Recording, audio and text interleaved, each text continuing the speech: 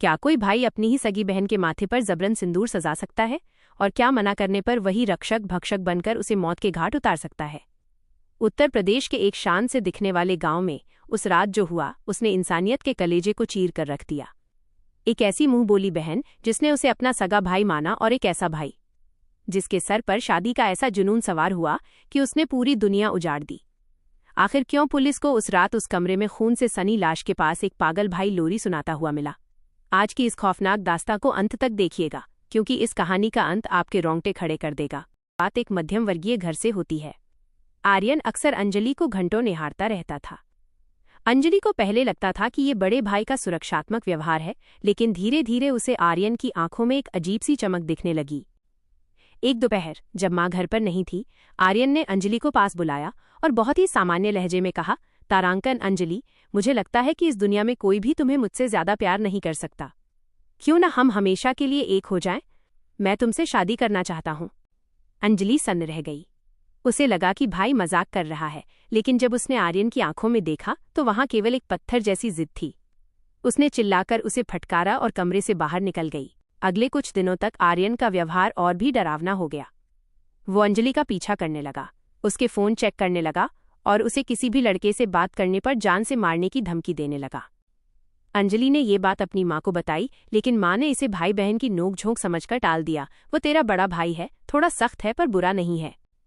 आर्यन के दिमाग में एक ही बात चल रही थी, अगर वो मेरी नहीं हो सकती तो किसी की नहीं होगी। उसने अपने कमरे की दीवारों पर अंजलि की तस्वीरें लगा दी थीं और खुद से बातें करने लगा था। उसका प्यार अब एक हिंसक जुनून में बदल चुका था।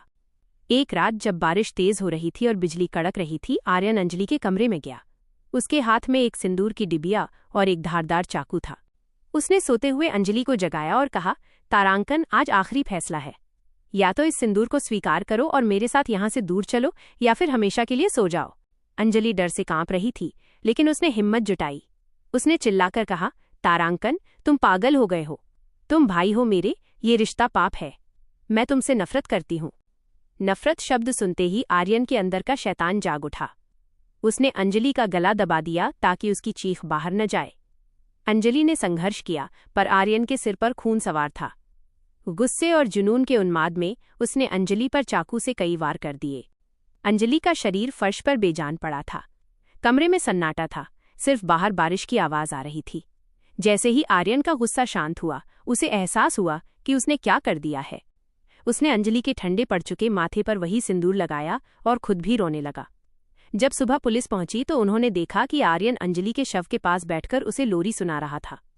उसकी दिमागी हालत पूरी तरह बिगड़ चुकी थी। अंजलि का निष्प्राण शरीर फर्श पर पड़ा था। कमरे की दीवारों पर खून के छींटे उस भयानक संघर्ष की गवाही दे रहे थे। जैसे ही आर्यन के सिर से खून का उन्माद उतरा, उसे अपने किए की भयावहता का एहसास हुआ।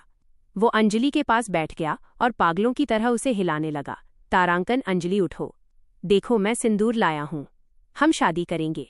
तभी शोर सुनकर गांव के लोग और पुलिस वहां पहुंच गए। गांव के बुजुर्ग मुखिया ने जब ये मंजर देखा तो उनकी आंखों में आंसू आ गए।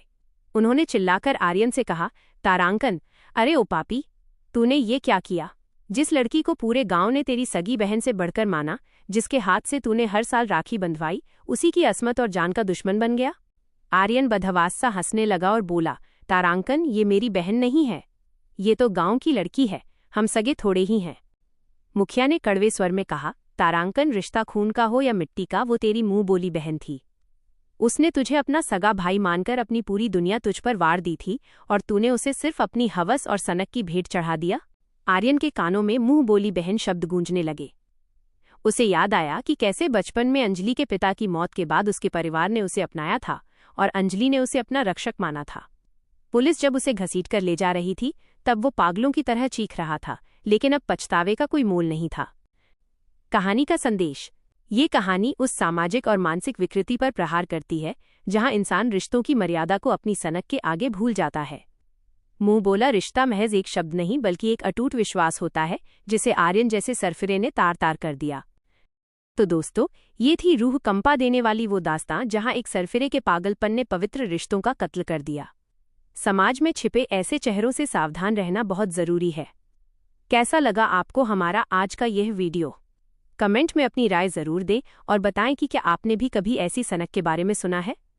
अगर आपको ये मिस्ट्री और हमारी मेहनत पसंद आई हो तो इस वीडियो को लाइक करें और ऐसी ही सच्ची और रोंगटे खड़े कर देने वाली कहानियों के लिए हमारे चैनल को अभी सब्सक्राइब कर लें। बेल आइकन दबाना न भूलें ताकि अगली मिस्ट्री मिस न हो। मिलते हैं अगले मिस्ट्री केस में, तब तक सतर्क रहें, सुरक्षित रहें।